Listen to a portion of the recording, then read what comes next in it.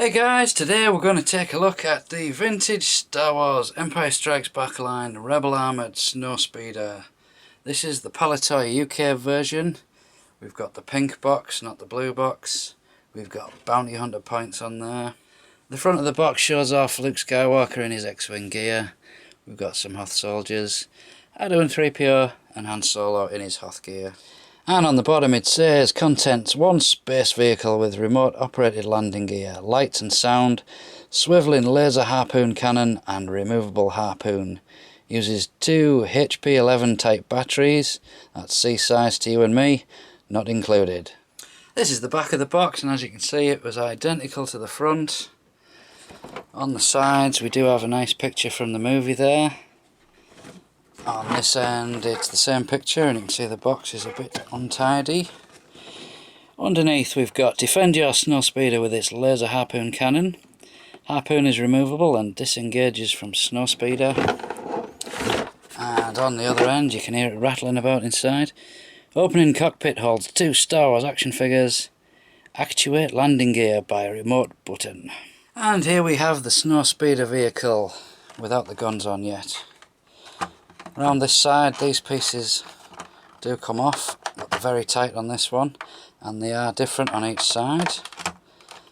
Around the back these pieces come off, very tight on this one, and they just slot in. You can see the stickers are all over the place on this.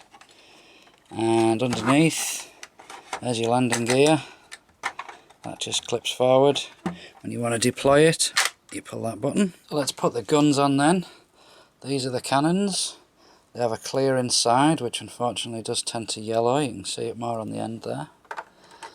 And the reason they're clear is so that when you press the button these bits will light up, or they should if this worked, but unfortunately it only works when it hasn't got the top bit on. I've been trying to fix this and can't get it to do it. Take it apart, works great. Put it back together, it stops straight away. So they're the guns on there. So then we have the opening cockpit, and this is really cool because you can get two figures in there. One you cram in the back and one sits there.